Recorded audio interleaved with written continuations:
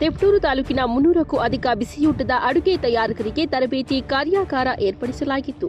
ಪ್ರಧಾನಮಂತ್ರಿ ಘೋಷಣ್ ಶಕ್ತಿ ನಿರ್ಮಾಣ ಹಾಗೂ ಅಕ್ಷರ ದಾಸೋಹ ತಿಪಟೂರು ಇವರ ಸಂಯುಕ್ತಾಶ್ರಯದಿಂದ ತಿಪಟೂರು ನಗರದ ಎಸ್ವಿಪಿ ವಿದ್ಯಾಸಂಸ್ಥೆಯ ಆವರಣದಲ್ಲಿ ಇಂದು ಶಾಸಕ ಷಡಕ್ಷರಿ ಬಿಇಒ ಚಂದ್ರಯ್ಯ, ಆರೋಗ್ಯ ಇಲಾಖೆಯ ಕೃಷ್ಣಪ್ಪ, ರಾಜ್ಯ ಸಾಹಿತ್ಯ ಪರಿಷತ್ನ ಸದಸ್ಯರಾದ ಶಿಕ್ಷಕ ಮಂಜಪ್ಪ, ಪ್ರಧಾನ ಕಾರ್ಯದರ್ಶಿಗಳಾದ ಶಿಕ್ಷಕ ಪಟ್ಟಾಭಿರಾಮ್ ಹಾಗೂ ಅಕ್ಷರ ದಾಸೋಹದ ತಾಲೂಕು ಅಧಿಕಾರಿಗಳು ಮತ್ತು ವೈದ್ಯರು ಹಾಗೂ ತಾಲೂಕು ಅಡಿಗೆ ತಯಾರಕರ ಸಂಘದ ಅಧ್ಯಕ್ಷರಾದ ಅನಸೂಯಮ್ಮ ಎಲ್ಲರೂ ಗಿಡಕ್ಕೆ ನೀರು ಹಾಕುವುದರ ಮೂಲಕ ಕಾರ್ಯಕ್ರಮಕ್ಕೆ ಉದ್ಘಾಟನೆ ನೀಡಿದ್ದಾರೆ. ನಂತರ ಮಾತನಾಡಿದ ತಿಪಟೂರು ಶಾಸಕ ಕೆ ಷಡಕ್ಷರಿ, ತಾಲೂಕಿನ ಪ್ರತಿ ಶಾಲೆಗಳಲ್ಲಿ ಅಡುಗೆ ಕೋಣೆ ಶುಚಿತ್ವವಾಗಿ ಇರಬೇಕು ಮತ್ತು ಅಡಿಗೆಯವರು ಏಪ್ರಾನ್ ಅನ್ನ ಕಂಪಲ್ಸರಿ ಧರಿಸಿರಬೇಕು ಮತ್ತು ಅಡುಗೆ ತಯಾರಿಕೆಯಲ್ಲಿ ಯಾವುದೇ ಲೋಪ ಉಂಟಾದಲ್ಲಿ ಜಿರಳೆ, ಕೀಟ ಅಥವಾ ಈ ತರದ ಮುಂತಾದವುಗಳ ಬಗ್ಗೆ ಶುಚಿತ್ವವಾಗಿ ಇಡಬೇಕು.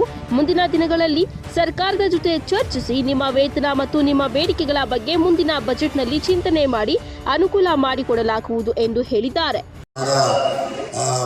ತೊಂದರೆಯಾಗಿ ಆಸ್ಪತ್ರೆಗೆಲ್ಲ ಸೇರಿರ್ತಕ್ಕಂಥದ್ದು, ನಾನೇ ಕೆಲವು ಸಂದರ್ಭದಲ್ಲಿ ಆಸ್ಪತ್ರೆಗಳಿಗೆ ಹೋಗಿ ನೋಡು ಸಹ ಬಂದಿದ್ದಾರೆ. ಅದಕ್ಕೋಸ್ಕರ ಇದು ಭಾಳ ಮುಖ್ಯವಾದಂಥ ಕೆಲಸ.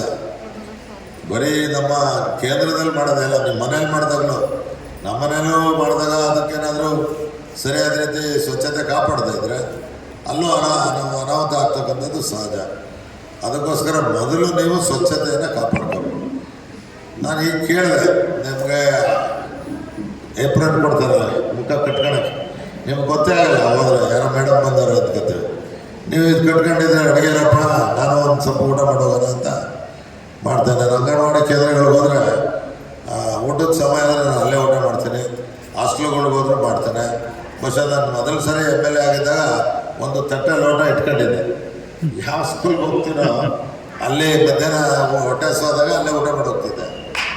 ಸೊ ನಾನು ಬಹುಶಃ ರಾಜ್ಯದಲ್ಲಿ ಬೇರೆ ಥರ ಅಡುಗೆ ಸಿಬ್ಬಂದಿಗಳಿಗೆ ತರಬೇತಿ ಕೊಡ್ತಕ್ಕಂಥದ್ದು ಹೋಗ್ತಾರೋ ಅಥವಾ ಹೋಗಲು ಗೊತ್ತಿಲ್ಲ. ನಾನಂತೂ ಒಂದು ಸಣ್ಣದಿರ್ತೀನಿ ದೊಡ್ಡವರಲ್ಲಿ ನಾನು ಬಂದು ಭಾಗವಹಿಸ್ತೇನೆ.